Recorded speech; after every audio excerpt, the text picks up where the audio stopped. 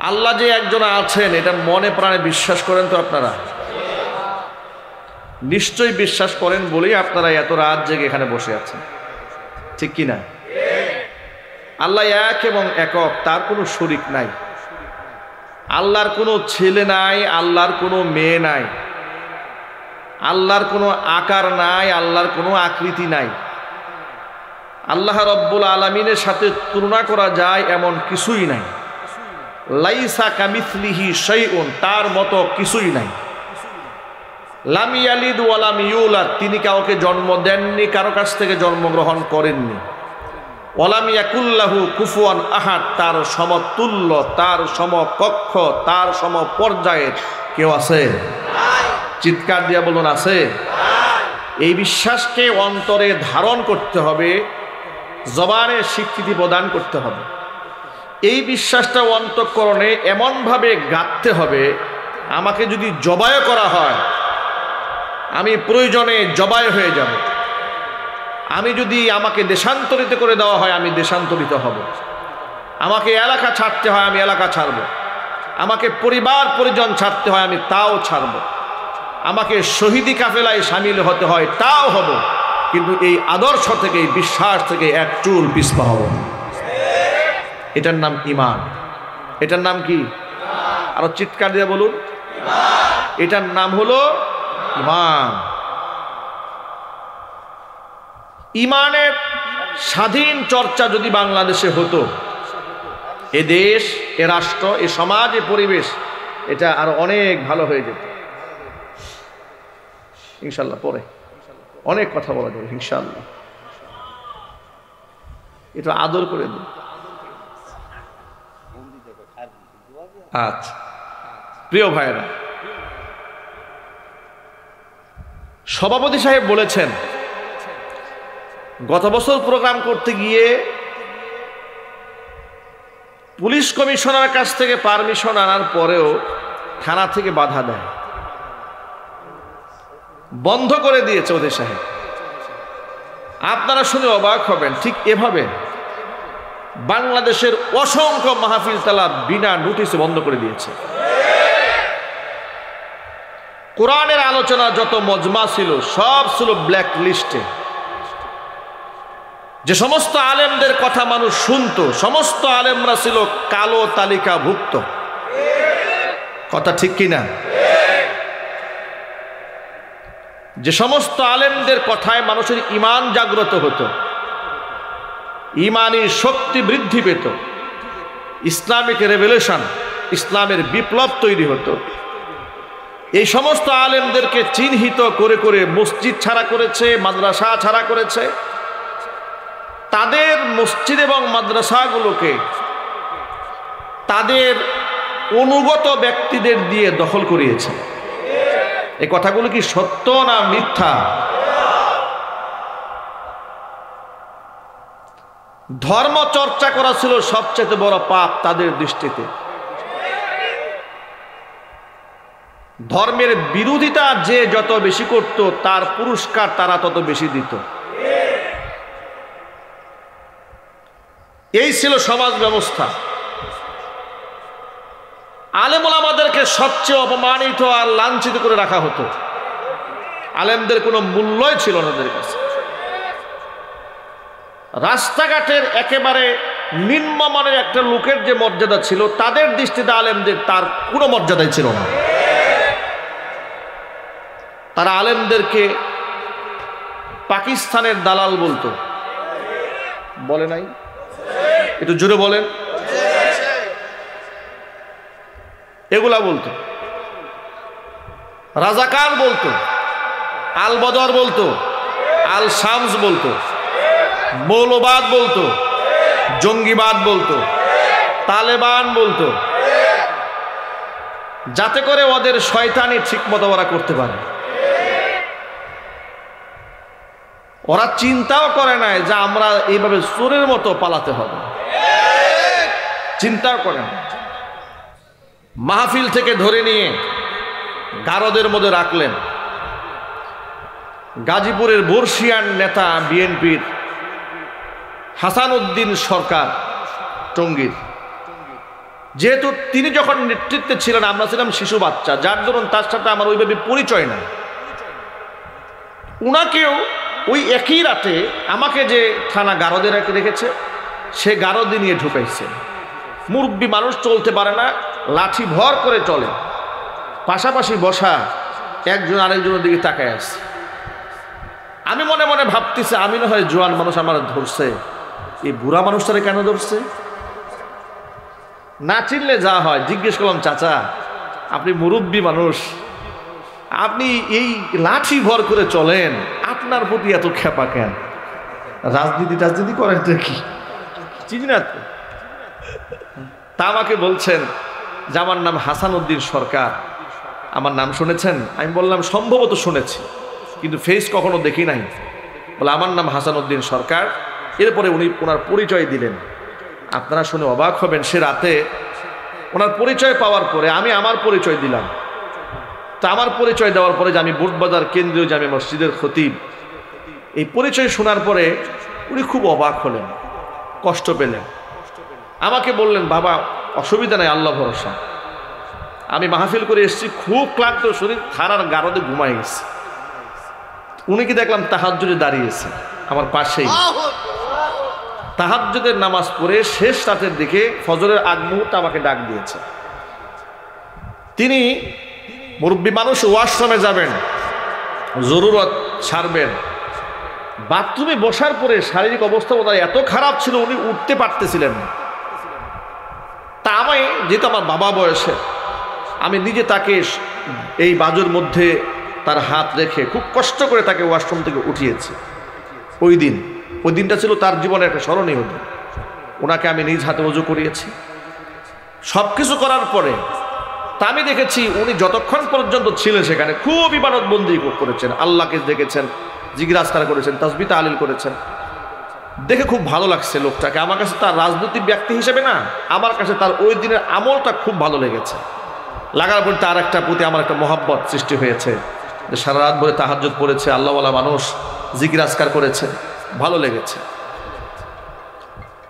কেউ কাউকে চিনি না জানি না, পরের দিন যখন কোর্টে দাঁড় করিয়েছে দুইজনকে, কোর্টে দাঁড়ায় দেখি দুইজনেই এক মামলার আসামি। খুব মজার ব্যাপার, ইন্টারেস্টিং ব্যাপার। দুইজন এক মামলার আসামি। থানা এখানে মামলার ইজহারে লেখা হয়েছে যে আমরা প্রায় 150 মানুষ আমরা টঙ্গীতে এক জায়গায় গোপন মিটিং করছিলাম, হাসান সরকার সহ। সেই গোপন মিটিং থেকে পুলিশ যখন ধাওয়া দিয়েছে, সব পালায় গেছে, আমরা 7 জন পালাতে পারি নাই। স্পট থেকে আমাদেরকে ধরছে। স্পট থেকে ধরার পরে আমার পকেটে, আব্দুর রহিম আল মাদানী, তার পকেটে 16টা ককটেল পাওয়া গেছে। আমি হইলাম সেই মামলার 1 নম্বর আসামি। হাসান সরকারের মতোই এত বড় নেতা, উনি ওই মামলার 7 নম্বরের আসামি।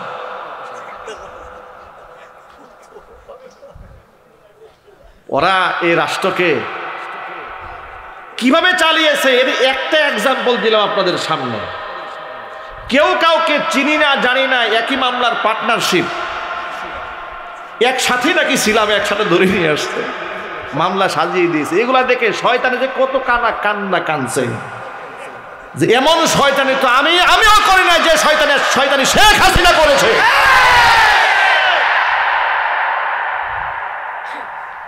এটা আপনাদেরকে একটা শোনালাম। মরহুম দেলওয়ার হোসেন সাঈদী উপমহাদেশের শ্রেষ্ঠতম মুফাসসির, কোরআনের দায়ী। তিনি রাজনৈতিকভাবে কোন ব্যাকগ্রাউন্ডের এটা আমার জানার কোনো প্রয়োজন নেই, কথা বলতে হবে, ঠিক কিনা বলেন? তিনি যখন কোরআনের কথা বলতেন, তিনি ছিলেন একজন মুফাসসির, একজন লেখক, একজন দার্শনিক, একজন ভালো বাগ্মী বক্তা। যার বক্তৃতা শুনে নাই এমন মুসলমানের সংখ্যাই বাংলাদেশে কম। কোটি মুসলমান তার বয়ান শুনে উপকৃত হয়েছে, নামাজে হয়েছে, সুদ ছেড়েছে, ঘুষ ছেড়েছে, বাবা মার সেবা করেছে। আমি যখন শিশু, আমি যখন হিফজখানায় পড়ি, নামাজ সংক্রান্ত তার একটি ঘটনা শুনে, বয়ান শুনে আমার আজও মনে আছে, বালিশে শুয়ে আমি কাঁদতে কাঁদতে বালি ভিজে গিয়েছেন। এমন অসংখ্য মানুষ যার জন্য কেঁদেছে। এমন একজন বরেণ্য মুফাসসির যার বক্তৃতা শোনার জন্য লাখো মানুষ পাগল হয়ে থাকতো, এমন একজন সম্মানিত ব্যক্তিকে অসম্মান করে কোথাকার কোন দেল্লা রাজাকার ৭১-এর পরেই তৎকালীন যুগে মুক্তিযোদ্ধারা যাকে শেষ করে দিয়েছিল, সেই দেল্লা রাজাকার সাজিয়ে একজন সম্মানিত ব্যক্তিকে অসম্মান করে মিথ্যা মামলায় ১৩টি বছর পর্যন্ত জেলখানায় কারারুদ্ধ করে রেখে দিয়েছে। শুধু কি তাই, তার নামের ব্যঙ্গ চিত্র এঁকে শাহবাগ চত্বরে নাস্তিকদের দিয়ে মিছিল করিয়েছেন। শুধু কি তাই, ৩০০ নারী ধর্ষণ করেছে। এই ধরনের লিখাও তারা লিখেছে। আলেমদের বিরুদ্ধে এখনো কোনো ফাহেসা ভাষা নাই যা তারা উচ্চারণ করেনি। আদালত প্রাঙ্গণে তাকে কুকুরের বাচ্চা বলে গালি দেওয়া হয়েছে। সম্মানিত ব্যক্তিদেরকে, যে ব্যক্তি মারা যাওয়ার পরে মানুষ তার লাশের অ্যাম্বুলেন্স ধরে চুমা খেয়েছে, মানুষ তার জানাজা পড়ার জন্য অ্যাম্বুলেন্সের সামনে শুয়ে পড়েছে, তোমরা লাঞ্ছিত করতে চেয়েছিলে, আল্লাহ লাঞ্ছিত করেন না, আল্লাহ শাহাদাতের মর্যাদা দিয়ে জান্নাতের মেহমান বানিয়ে দিয়েছে। আর তোমরা যারা অপমান করতে চেয়েছিলে, তোমাদের অবস্থা কি হয়েছে? আদালতে আলেমরাও গিয়েছে, তোমরাও গিয়েছ। আলেমরা যখন জেলখানায় গিয়েছে, আদালতে গিয়েছে, আলেমদের জন্য এদেশের মানুষ চোখের পানি ছেড়ে কেঁদেছে। আর তোমরা যখন জেলখানায় যাও, তখন লোকরা তোমাদেরকে পায়ের স্যান্ডেল খুলে জুতা নিক্ষেপ করে।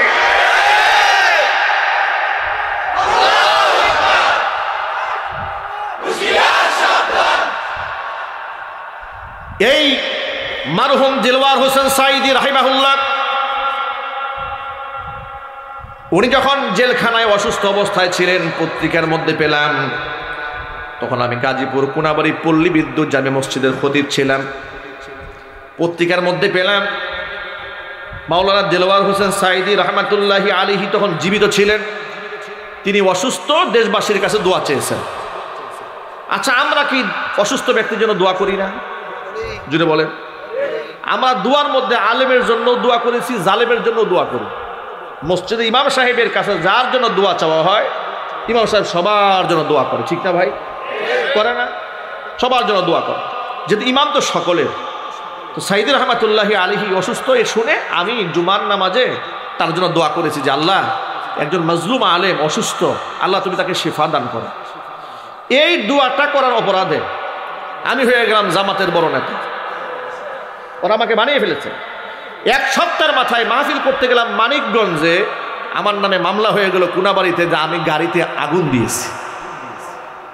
আরেক মামলা। এগুলো ইতিহাস, এগুলো এই বাস্তবতা আপনাদের জানা উচিত। একজন আলেমকে মোহাব্বত করে শুধু দোয়া করেছি, আমাকে জামাত বানিয়ে দিয়েছে, শিবির বানিয়ে দিয়েছে, আমার নামে মিথ্যা মামলা দিয়ে দিয়েছে, আমি গাড়ি পুড়িয়েছি। আবার কে দেখেছে?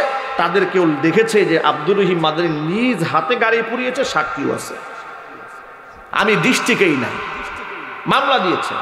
যে মামলায় আমরা জেল খেটেছি, 150 উপরে আসামি, ওই মামলায় এমন ব্যক্তি আসামি লেখা হয়েছে যে আরো 3 বছর আগে মারা গেছে, সেও আসামি, সেও আমাদের সাথে গোপন বৈঠকে ছিল। এই ধরনের হাস্যকর, বানোয়াট, মিথ্যা অপবাদ দিয়ে দিয়ে আমাদের কণ্ঠকে তারা রুদ্ধ করে দিতে চেয়েছিল।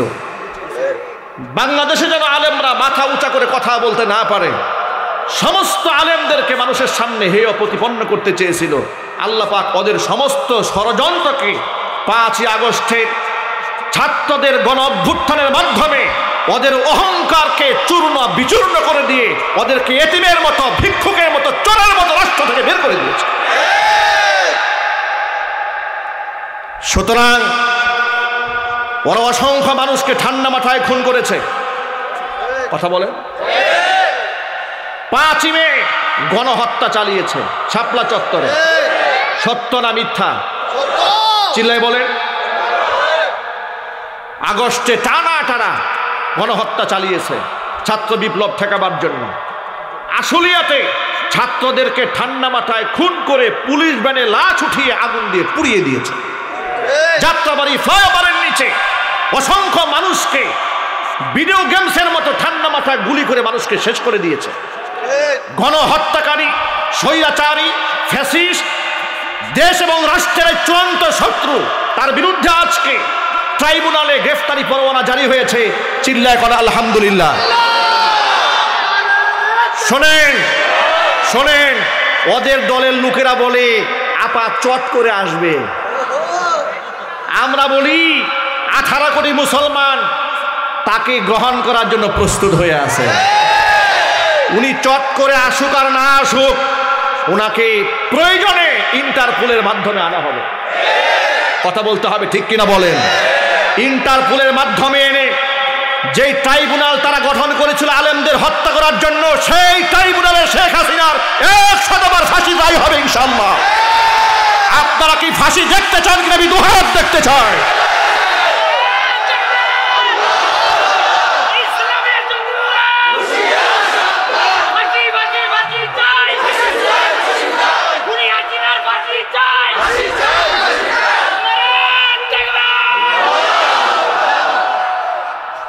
আমার প্রিয় যুবক ভাইয়েরা, মূল কথায় ফিরে আসি।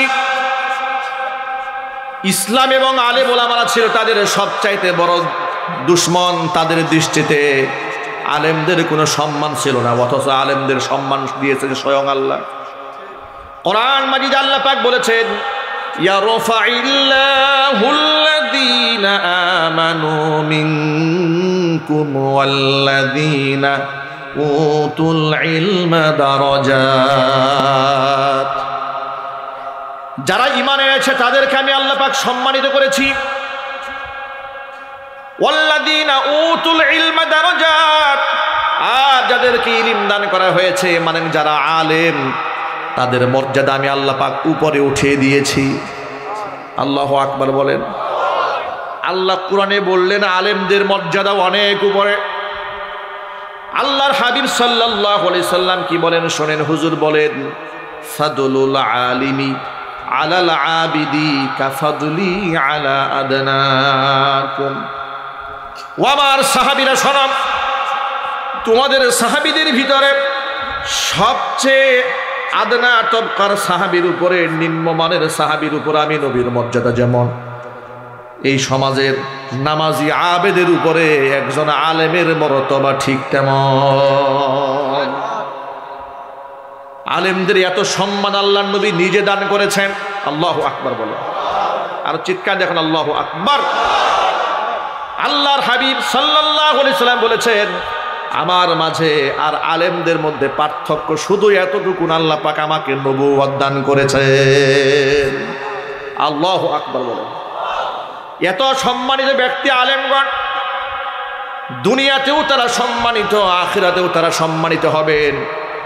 নবী করিম সাল্লাল্লাহু আলাইহি সাল্লাম বলেছেন, ইয়াশফাউ ইয়াউমাল কিয়ামাতি সালাসাতুন। কিয়ামতের দিন 3 শ্রেণী আল্লাহর দরবারে সুপারিশ করবেন। 1 নম্বরে হচ্ছে আল আম্বিয়া, প্রথমত আল্লাহর দরবারে সুপারিশকারী হবেন নবীগণ। দ্বিতীয় নাম্বার সুম্মাল উলামা, দ্বিতীয় নাম্বার আল্লাহর দরবারে সুপারিশকারী হবেন আলেমগণ। তৃতীয় নাম্বার সুম্মা শুহাদা, তৃতীয় নাম্বার আল্লাহর দরবারে সুপারিশকারী হবেন আল্লাহর পথের শহীদগণ।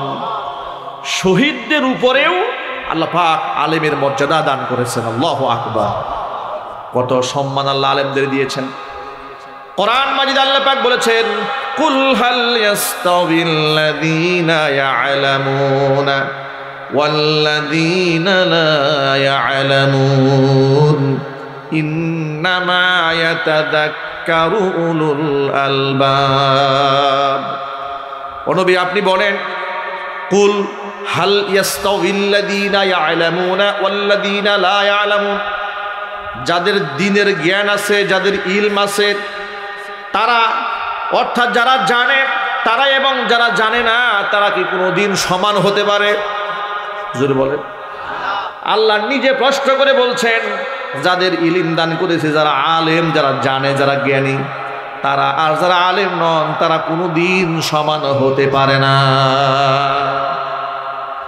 ইন্নামা ইয়াখশাল্লাহা মিন ইবাদিহিল উলামা, নিশ্চয়ই নিশ্চয়ই একমাত্র উলামারাই আমি আল্লাহকে আমার বান্দাদের মধ্যে সবচাইতে বেশি ভয় করে চলে। জোরে জোরে কোন সুবহানাল্লাহ। যে আলেমদের এত সম্মান, যে আলেমের জন্য সমুদ্রের মাছ পর্যন্ত দোয়া করে, গর্তের পিঁপড়া পর্যন্ত যে আলেমের জন্য দোয়া করে, ওই সমস্ত আলেমদেরকে বাজে উপাধিতে তকমা দিয়া মানুষের সামনে ছোট করা, খাটো করা, হেয় প্রতিপন্ন করাই ছিল স্বৈরাচারীর 1 নম্বরের মিশন। ঠিক কিনা বলেন? মাদ্রাসাগুলোকে সব সময় কুদৃষ্টি দিয়ে রাখত। কথা বলেন? মাদ্রাসার এত প্রতিষ্ঠা হচ্ছে, এই যে মার্কাজুল ফাইজিল আল ইসলামী প্রতিষ্ঠা হয়েছে, এই সমস্ত মাদ্রাসা প্রতিষ্ঠা হওয়ার পরে ওদের কাফেরদের দাস তথাকথিত সাবেক স্বৈরাচারী আরেক মুশরিকদের গোলাম মন্ত্রী নওফেল, সে কি বলেছিল নিশ্চয় আপনাদের মনে থাকার কথা। সে কি বলেছিল? সে মন্তব্য করেছিল যে যত্রতত্র মাদ্রাসা প্রতিষ্ঠা হওয়ার কারণে প্রাইমারি স্কুলের ছাত্র সংখ্যা কমে যাচ্ছে। এই কথা কি ভুলে গেছেন আপনারা? এই মন্তব্য করেছিল যত্রতত্র মাদ্রাসা প্রতিষ্ঠা হওয়ার কারণে প্রাইমারি স্কুলে ছাত্র কমে গেছে। আসলে যে প্রাইমারি স্কুলে শিক্ষার নামে তারা কুশিক্ষা দিচ্ছে, এই জন্য মানুষ মুখ ফিরিয়ে নিচ্ছে, তা বলতো না। ঠিক কিনা বলে? আমি তখনই প্রতিবাদ জানিয়েছিলাম, আজও করি, আগেও করেছি, এখনো করি। আগে যদি প্রতিবাদ নাই জানাতাম তো আমার নামে তো মামলা হইতো না। কথা বলেন ঠিক কিনা বলেন? আমাকে তো মসজিদ পরিবর্তন করতে হতো না। আমার প্রিয় যুবক ভাইরা, কথাটা খুব মনোযোগ সহকারে শোনেন। প্রাইমারি স্কুল থেকে মানুষ কেন মুখ ফিরিয়ে নিয়েছিল তার কারণটা কি? কারণ তারা শিক্ষা সিলেবাসকে পরিবর্তন করতে করতে এমনভাবে করে দিয়েছিল, ওই শিক্ষায় শিক্ষিত হলে মানুষ আর মানুষ হতো না, সে আরো জানোয়ার হয়ে যেত। গার্জিয়ানরা যখন দেখলো বইয়ের সিলেবাসে ঢুকিয়ে দেওয়া হয়েছে এসো বন্ধু হই, আছে না নাই ভাই? এসো বন্ধু হয়ে চ্যাপ্টারে দিয়েছে যে ক্লাসের একসাথে পড়াশোনা করে একটা ছেলে এবং মেয়ে, তারা যদি একে অপরকে স্পর্শ করে এটা দোষের কিছু নয়। শুধু কি তাই? এই সমস্ত গল্প দিয়ে তারা মেয়েদের লাজ লজ্জা নষ্ট করে দিয়ে ফ্রি সেক্স, পশ্চিমা ধাঁচের কাফেরদের সমাজ ব্যবস্থা এই দেশে চালু করার ষড়যন্ত্র করেছিল, যার জন্য আপনারা দেখেছেন, আপনারা নিশ্চয়ই জ্ঞানী মানুষ, এই তথ্য আপনাদের কাছে আছে। বিশ্ববিদ্যালয়গুলোর মধ্যে প্রকাশ্যে গাজার আসর বসতো, কেউ বাধা দিত না। গায়ে উড়না আছে না নাই দেখার কোনো লোক ছিল না। বয়ফ্রেন্ড গার্লফ্রেন্ড এগুলো তো উঠা বসা করা, এগুলো তো মনে করি একেবারেই কোনো সাবজেক্টের কাতারেই পড়ে না। কথা বলতে হবে ঠিক কিনা? যে বিশ্ববিদ্যালয়ে হাফ প্যান্ট পরুক, জিন্সের প্যান্ট পরুক, ছেলে মেয়ে বিড়ি খাক, তামাক খাক, গাঁজা খাক, বাধা দেওয়ার লোক নাই, কিন্তু সেই একই বিশ্ববিদ্যালয়ে মেয়ে হিজাব পরলো কেন, বুরকা পরলো কেন, এটা নিয়ে এলার্জি শুরু হয়ে যেত। নবাব সলিমুল্লাহ মুসলিম হল, মুসলিম শব্দ বাদ দিয়ে দিয়েছে, যে হলের নামে কোনো মুসলিম টুসলিম রাখা যাবে না, সলিমুল্লাহ হল। নজরুল ইসলাম কলেজ, ইসলাম বাদ দিয়ে দিয়েছে, নজরুল কলেজ। এগুলা কি মিথ্যা ইতিহাস না সত্য? নবাব সলিমুল্লাহ বিরাট বড় হল, ওই হলের মধ্যে 16 বছর মাইকে আজান দেওয়া নিষেধ করে দিয়েছিল। কেন? পরবর্তীতে শুনতে পেলাম ছাত্রলীগের পোলাপান নাকি ঘুমে ডিস্টার্ব। ভাবতে পারেন আপনারা? গত রমজান মাসের ইতিহাস শোনায়, গত রমজান মাসে কোরআনের আয়োজন, কোরআন তেলাওয়াত করেছিল কিছু ছাত্ররা। কেন কোরআন তেলাওয়াত করেছে? এই জন্য তাদেরকে শোকজ করা হয়েছিল, জবাবদিহিতা করতে হয়েছিল। কথা বলতে হবে ঠিক কিনা? ইফতার প্রোগ্রাম করতে দেওয়া হয় নাই, ইফতার প্রোগ্রাম হয় নাই, কিন্তু গুরু নানকের প্রোগ্রাম ঠিক হয়েছে। ইফতার প্রোগ্রাম হয় নাই, কিন্তু হোলি উৎসব ঠিকই হয়েছে। ইফতার প্রোগ্রাম হয় নাই, কিন্তু সেখানে হোলি খেলার নামে অশ্লীলতা, বেহায়াপনা সব হয়েছে। আল্লাহ পাকের কি ফয়সালা! যে অধ্যাপক, যিনি যেই ভিসি ইউনিভার্সিটির, বাচ্চারা কোরআন তেলাওয়াত করলো কেন, শোকজ করেছিল। রাষ্ট্র পরিবর্তন হওয়ার পরে ছাত্ররা তার রুমে ঢুকে তাকে সুন্দর মতো বসিয়ে চতুর্দিক থেকে কোরআন তেলাওয়াত করেছে। আল্লাহু আকবার বলবেন না? এই দৃশ্যটা দেখে অজান্তে চোখ থেকে পানি পড়েছে। বিশ্বাস করেন যে আল্লাহ আমরা তো নির্যাতিত হতে হতে, নিষ্পেষিত হতে হতে আমরা তো একেবারেই হতাশার দ্বার প্রান্তে পৌঁছে যাচ্ছিলাম। ত্রাহি ত্রাহি করছিল আমাদের আত্মা, আর মন থেকে বলতেছিল মাতা নাসরুল্লাহ, আল্লাহর সাহায্য কখন আসবে। আমাদের আশপাশের বন্ধুরা বলতো, উপহাস করে, হুজুর এত দোয়া করেন, মসজিদে যান, মাদ্রাসায় দোয়া করেন, ওয়াজে দোয়া করেন, মক্কা মদিনায় দোয়া হয়, আল্লাহ কি দোয়া শুনে না? কিন্তু সেই দোয়া যে এত দ্রুত কবুল হবে তো আন্দাজ করতে পারি নাই। আল্লাহু আকবার বলেন। প্রিয় যুবকেরা, বেশি বেশি আল্লাহর রাস্তায়, আল্লাহর পথে, আল্লাহর সামনে সিজদায় পড়ে থাকতে হবে। পারবো না ইনশাআল্লাহ? লম্বা সময় সিজদায় পড়ে শুকরিয়া আদায় করতে রাজি আছেন কারা কারা? দোহাত দেখতে চায়। কারণ বিজয় আমাদেরকে কে দান করেছেন? আল্লাহর নামটা এভাবে বললে হবে না, খুব ভালোবাসা নিয়ে বলতে হবে। বিজয়টা কে দিয়েছেন? আল্লাহ পাক দিয়েছেন, সে আল্লাহর শুকরিয়া আদায় করতে হবে। হাত নামান। আল্লাহ পাকের মায়ায় ইসলাম বিদ্বেষী স্বৈরা শাসকের পতন হয়েছে। বাংলাদেশের মানুষ বিগত জীবনে অনেক তন্ত্র দেখেছে, মন্ত্র দেখেছে। সামনের দিকে বাংলাদেশের মুসলমানেরা একটু কোরআনের রাজ দেখতে চায়। যত কথাই বলেন না কেন, যত বড় বক্তব্য দেয়া হোক না কেন, চেয়ার খালি হবে, একজন যাবে আর একজন আসবে। কিন্তু প্রকৃত অর্থে মানুষ যদি শান্তি পেতে চায়, এই সমাজের মধ্যে যদি আপনি আসলে ইনসাফ চান, যদি ইলিশের দাম 2000 থেকে আসলে 500 টাকায় নামাতে চান, মিছিল করে হবে না, মিটিং করে হবে না। কারণ শয়তান দূর হয় নাই, শয়তান আজও আছে। ভারত না একজন পালাইছে, কিন্তু কত শয়তান যে ঘুরে। কথা বলতে হবে, ঠিক কিনা বলে? এগুলো আপনি কেমনে দূর করবেন? চুরি আপনি কি করে বন্ধ করবেন? চুরি তো বন্ধ করতে পারবেন না, কোরআনের আইন লাগবে। কার আইন লাগবে? আল্লাহর আইন লাগবে। আল্লাহ রাব্বুল আলামিন কোরআন মাজিদের মধ্যে বলেছেন, ওয়াস-সারিকু ওয়াস-সারিকাতু ফাকতাউ আইদিয়াহুমা জাযাআম বিমা কাসাবা নাকালাম মিনাল্লাহ। আমার প্রিয় বন্ধুগণ, এক বাক্যে জবাব দিয়ে বলেন, কোরআনে আল্লাহ যত বিধিবিধান দিয়েছেন সব বিধিবিধান হাসি মুখে মেনে নিতে আপনাদের কোনো আপত্তি আছে? আরো জোরে বলেন। অনেক মুসলমানকে আমি এমন কথা বলতে শুনেছি, হুজুররা নামাজ পড়বে, নামাজের কথা বলবে, রোজার কথা বলবে, হজ যাকাতের কথা বলবে, রাষ্ট্র কিভাবে চলবে আর না চলবে এটা নিয়ে হুজুররা কথা বলে কেন? বলে নাই? হুজুরে বলেন। এখনো পর্যন্ত আমাদের দিকে উপহাসের তীর নিক্ষেপ করে বলে, মাদানী হুজুর এবার আপনারা রাজনীতি শুরু করে দেন। আমি অবশ্যই বলি, রাজনীতির কথা আগেও বলেছি, এখনো বলছি, মৃত্যু পর্যন্ত বলেই যাব। কারণ কোরআনে রাজনীতির কথা আছে না নাই? কোরআনের রাজনীতিকে যে মুসলমান বিশ্বাস করে না, আল্লাহর কসম ওর ঈমান নাই। কথা বলেন। আপনারা বলেন, আল্লাহর নবী বিশ্বনবী মুহাম্মদ রাসূলুল্লাহ সাল্লাল্লাহু আলাইহি ওয়াসাল্লাম রাষ্ট্রপ্রধান ছিলেন না? আবু বকর রাষ্ট্রপ্রধান ছিলেন না? উমর ইবনুল খাত্তাব রাষ্ট্রপ্রধান ছিলেন না? হযরত আলী কাররামাল্লাহু ওয়াজহা রাষ্ট্রপ্রধান ছিলেন না? উসমান গনি রাষ্ট্রপ্রধান ছিলেন না? তাহলে ইসলামের সোনালী অতীত ছিল।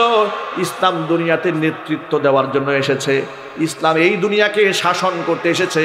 ইসলাম মুনাফিকদের ছায়াতলে থেকে, মুনাফিকদের পায়ের তলে থেকে শোষিত হতে আসে নাই। ওই যে আফসোস নিয়ে বলতে হয়, জালেমরা যদি আবার যায় চেয়ারে, আবার আপনি দরখাস্ত নিয়ে যাবেন, স্যার একটু ওয়াজ করব, পারমিশন দেন। কথা বলে না? কথা বলতে হবে তো, ঠিক কিনা বলেন? জালেম যদি আবার ওই চেয়ারে বসে, আপনি পারমিশন ছাড়া ওয়াজ করতে পারবেন না। এতিমের মতো দাঁড়িয়ে থাকবেন, স্যার একটু ওয়াজ করব। বেটা কথা বলবো আল্লাহ, তোর মতো মুনাফিকের পারমিশন নেবো কেন? বলে কোন মাথা নিয়ে কোন পারমিশনে ওয়াজ করেন? আমি বলবো, বেটা মন্ত্রিত্ব নিয়েছো চুরি বাটপারি করে, আর কোরআনের কথা বললি আল্লাহর হুকুমে। তোমরা বলো কথায় কথায় উপরের নির্দেশ, উপরের নির্দেশ। আমাদেরও তো উপর আছে বেটা। কথা বলে না? আমাদের উপর নাই? আমাদের উপরে কে? আরো জোরে বলুন। সুতরাং ইসলাম যদি না থাকে ভাই, আবারও পারমিশনের জন্য দৌড়াতে হবে। যুবকেরা, ইসলাম যদি সমাজে প্রতিষ্ঠিত হয়, আপনারা ঘাবড়াবেন না। যাহারে একেবারে দাড়ি দুড়ি রেখে জুব্বা টুব্বা পরে আহারে কি কঠিন হয়ে যাবে না।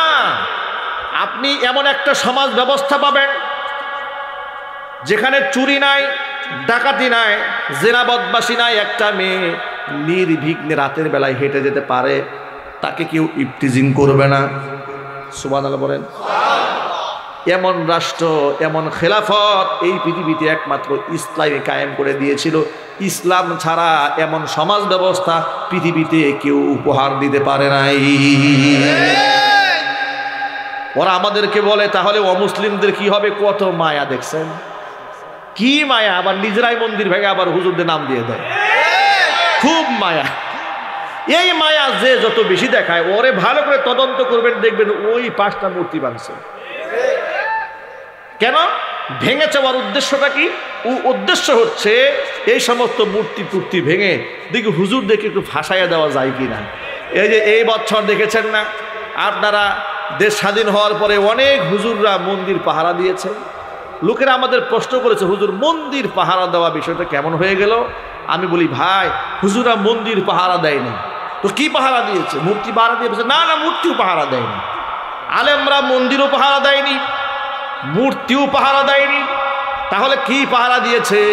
আমি বলি আমার ভাষায় আলেমরা ষড়যন্ত্র পাহারা দিয়েছে। আলেমরা মন্দির পাহারা দেয় নাই, আলেমরা ষড়যন্ত্র পাহারা দিয়েছে। তোমরা ওই যে মুনাফিকরা বিদায় হয়েছে, মুনাফিকের নাতি পুতিরা আছে, ব্যাপার আল্লাহ পাকের কি কুদরতি কারিশমা।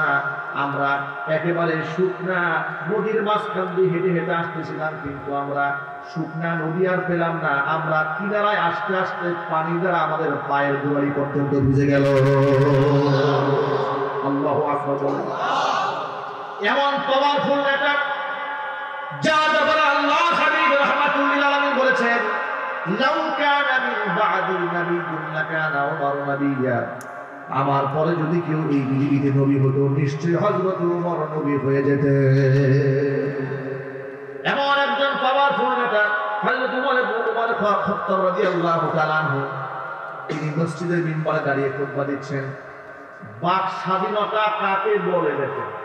উমর রাদিয়াল্লাহু তাআলা ওর সামনে থেকে একজন মুসল্লি দাঁড়িয়ে বলেন, আমার খুতবা বন্ধ করেন, আগে কথা আছে। সুবহানাল্লাহ। খুতবা স্টপ করেন, কথা আছে আপনার সাথে। হযরত ওমর ওয়াক হয়ে গেলেন, ভরপুর মুসল্লি মসজিদে জুমার খুতবা দিচ্ছে। আপনি যে জামাটা গায়ে দিয়েছেন, যে কাপড়ের জামা পরেছেন, 2টা টুকরা দিয়ে বানিয়েছেন, ওই একই টুকরা কাপড় আমার গায়েও আছে। জিহাদের ময়দান থেকে লভ্যাংশ, আনফাল, যুদ্ধলভ্য সম্পদ থেকে এগুলা বঞ্চিত হয়েছে। তাহলে একটা টুকরা ভাগে আমি পেয়েছি, ভাগে তো আপনিও আরেকটা টুকরায় পেয়েছেন। আমি গায়ে দিলাম 1 টুকরা কাপড়, আপনি গায়ে দিলেন 2 টুকরা কাপড়, বাকি টুকরা কোথেকে পাইছেন আগে জবাব দেন। সুবহানাল্লাহ বলবেন না ভাই?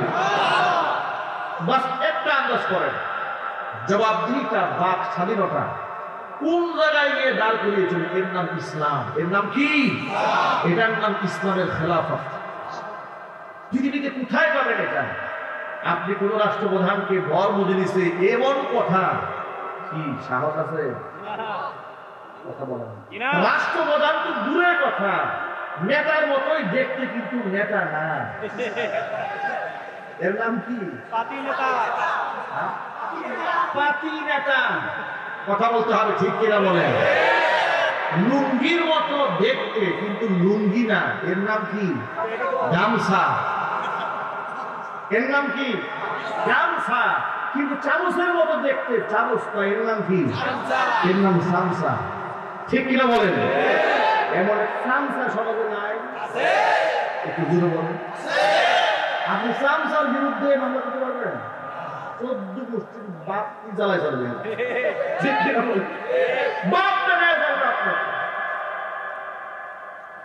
এটা কেন? অনিসলামিক সমাজ ব্যবস্থা। ইসলাম যদি সমাজে থাকে, মানুষ বাক স্বাধীনতা পাবে। আল্লাহু আকবার বলেন।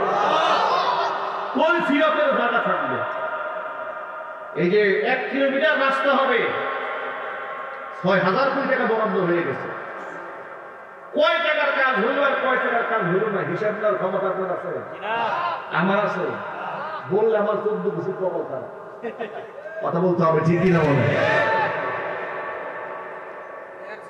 পদ্মা সেতু পিলার হয়েছে, এক বস্তা সিমেন্টের দাম মাত্র 16,000 টাকা। এক বস্তা সিমেন্ট কত টাকা? 16,000 টাকা। পৃথিবীর ইতিহাসে সর্বোচ্চ ব্যয়বহুল জিনিস। আমাদের মতো ধনী পৃথিবীতে কেউ নাই। কথা বলে ঠিকই না বলে? এগুলা হয়েছে, আপনি বলতে পারবেন না। বললে এই হুজুর খারাপ, এই হুজুর রাজনীতি করে, এই হুজুর রাজনীতি করে। মুসলিম ভাইরা ভালো করে শোনেন, ওরা এই সমস্ত কথা বলে সব মানুষদেরকে পিছিয়ে রেখেছে। কথা বলে ঠিক না বলে? যদি এই কথা আপনাদেরকেও বলে যে হুজুর রাজনীতি করে, আপনি বলবেন তোর মতো চোর বাটপার রাজনীতি করতে পারে, হুজুর করতে পারবে না কেন? তোর মতো লম্পট জেনাকার তার চরিত্রের বেলায় না। তোর পাওয়া যায় বিভিন্ন পার্কে, তোর পাওয়া যায় নাইট ক্লাবে। কথা বলে তোর বাচ্চাদার কি ছিল? তুই 1000 কোটি টাকার মালিক হয়ে বসে আছিস, তুই সমাজ করতে আনবি? তুই রাজনীতি করতে পারলে একজন সৎ নিষ্ঠ যোগ্য হক্কানি আলেম এদেশের নেতৃত্ব দেওয়ার আশাবাদী কথা বলতে হবে, ঠিক না?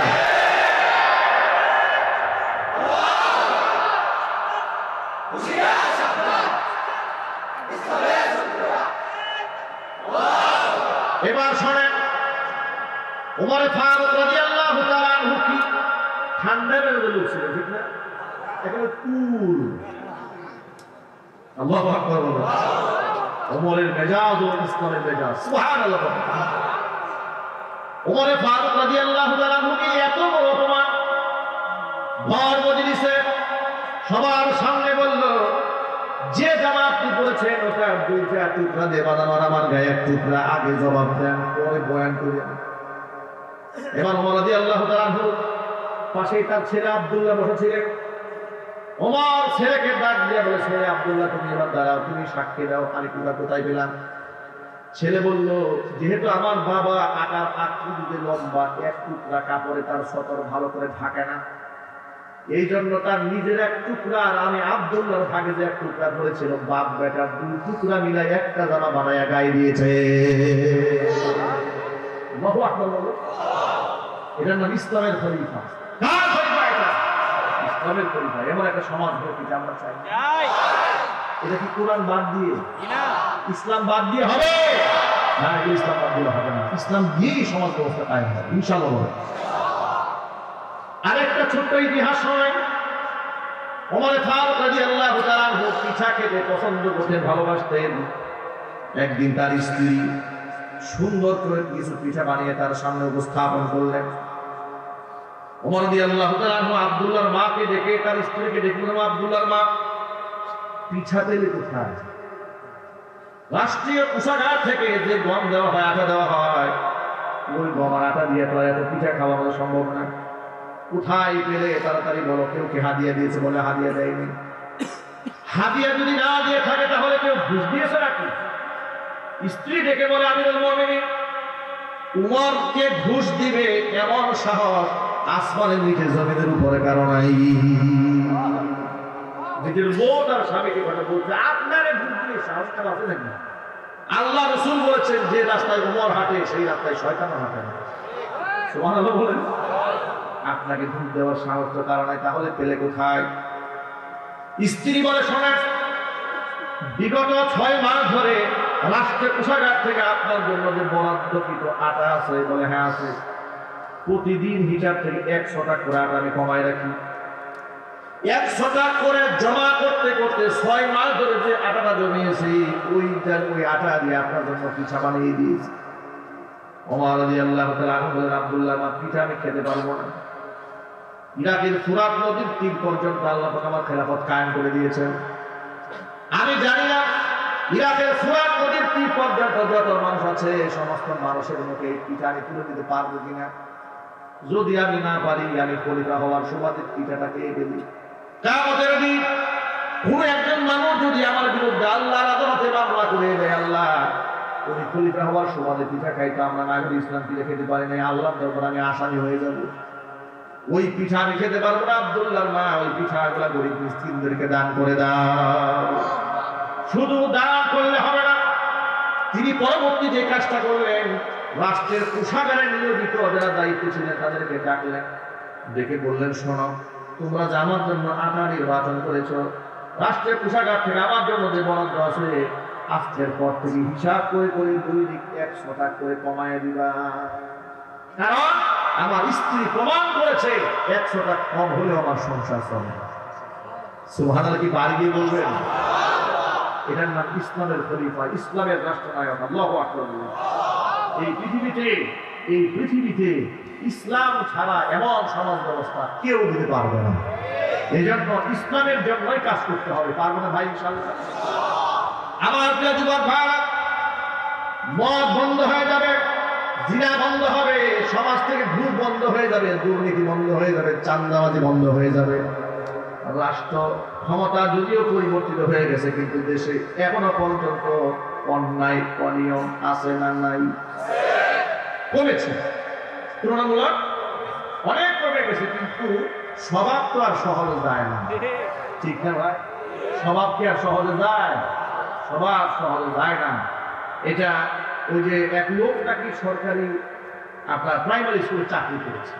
তো প্রাইমারি স্কুলে চাকরি তো শিক্ষক যারা থাকে তা তো বিরাট কোরআন পড়ায়, আপনারা ভালো করে জানেন। ঠিক না ভাই? টেবিলে গিয়ে খালি ঘুমায় অভ্যাস। চাকরি থেকে রিটায়ার নেওয়ার পরে উনি আর বিছায় আর শোয় না, উনি ছেলে মেয়ে টেবিলে ঘুমায় থাকে। তো বউ ধাক্কা দিয়ে বলে, এটা আবার কেমন কথা? এমদিন পর্যন্ত তুমি কষ্ট করেছো, রিটায়ার করেছো, সরকার পেনশন দিচ্ছে তোমাকে, তুমি খাইবা, কাজ থেকে বিছানা টান টান করে ঘুমাইবা। বল, বিছানা তোমার ঘুম আসে না। তো কেন? সারা জীবন টেবিলে ঘুমাইছে স্কুলে। কেমন একটা বদভ্যাসের রূপ নিয়েছে, এটা ফিরেলেও যায় না, বিছানা শুধু ঘুম আসে না। এখন সারা জীবন দুর্নীতি করেছে, এত সহজে ভালো হবে? এত সহজে ভালো হবে না। খাসলত সহজে ভালো হয় না। এগুলো ভালো করতে গেলে ইসলাম লাগবে, কথা বলতে হবে। ঠিক কিনা বলেন? সুতরাং আমরা আমাদের সমাজের মধ্যে কথা অনেক লম্বা, একদিন এগুলো বলেও শেষ করা যাবে না। আমরা যদি এই সমাজের মধ্যে ইসলামকে কায়েম করতে পারি, সুদ বন্ধ হবে, ঘুষ বন্ধ হবে, দুর্নীতি বন্ধ হবে, জেনা বদমাশি বন্ধ হবে, সব ধরনের অন্যায় অনিয়ম বন্ধ হয়ে যাবে। তার ছোট্ট একটা প্রমাণ দিয়েই বয়ান শেষ করছি ইনশাআল্লাহ। আপনারা হয়তো মনে মনে ভাবতেছেন, হুজুর কিসের ইসলামের কথা বলেন? এগুলো সেই 1500 বছর আগের গল্প, এই লেটেস্ট জামানায় এগুলো কি চলে? মনে মনে আপনারা হয়তো প্রশ্ন করতে পারেন। আপনাদের এই প্রশ্নের জবাব হচ্ছে, আধুনিক যুগে এসে বর্তমান যে আধুনিক পৃথিবী চলছে, মনে রাখবেন আল্লাহ পাক আমাকে আপনাকে যে ইসলাম দিয়েছে, এর থেকে লেটেস্ট, এর থেকে সর্বাধুনিক উন্নত মানের আধুনিক জীবন ব্যবস্থা পৃথিবীতে আর নাই। কিয়ামত পর্যন্ত মানুষ যত প্রকারের দর্শন আবিষ্কার করবে, সমস্ত দর্শনকে পেছনে ফেলে ইসলাম সবসময় ফার্স্ট ক্লাস, ফার্স্ট ক্লাস। আল্লাহু আকবার বলে। প্রমাণ আফগানিস্তানের দিকে তাকিয়ে দেখেন, টানা 36 বছর লড়াই হয়েছে। সোভিয়েত ইউনিয়ন রাশিয়ার সাথে হয়েছে 16 বছর, আমেরিকার সাথে হয়েছে 20 বছর। টোটাল 36 বছর লড়াই হওয়ার পরে সেই আফগানের মাটিতে এই পরিমাণ বোমা বর্ষিত হয়েছে, পৃথিবীর অনেক রাষ্ট্রে এত বৃষ্টির ফোঁটাও পড়ে। ঠিক কিনা? সেই রাষ্ট্র কেমন ভাবে ঘুরে দাঁড়িয়েছে মাত্র 1.5 বছরে। এমন ভাবে ঘুরে দাঁড়িয়েছে, তারা এখন কম্পিটিশন করছে ইউএস ডলারের সাথে তাদের মুদ্রাকে কন্টেস্ট করবে। আল্লাহু আকবার বলেন। আমার দেশের কলা বিজ্ঞানীরা, সাহাবাগীরা বলেছিল মোল্লারা রাষ্ট্র চালাবে, মোল্লারা রাষ্ট্র চালাবে।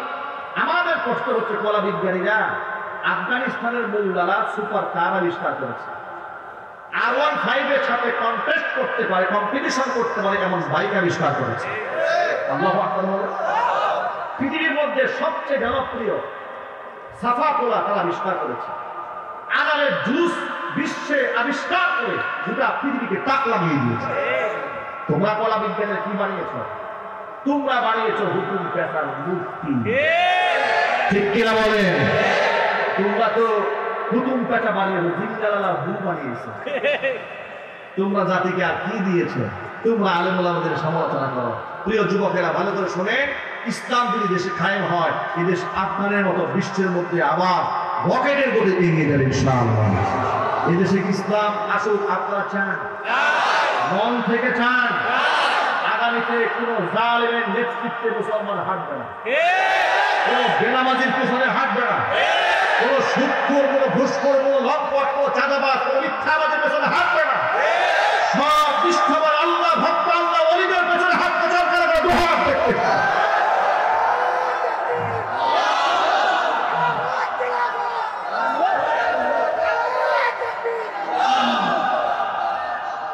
আল্লাহ রাব্বুল আলামিন, আল্লাহ রাব্বুল আলামিন আমাদেরকে বাংলার জমিনে খেলাফত প্রতিষ্ঠার তৌফিক দান করুন। সকলেই জোরে বলুন আমিন। ইস্তিগফার ওয়া আস্তাগফিরুল্লাহ রাব্বি মিন কুল্লি যামবিন ওয়া আতুবু ইলাইহি।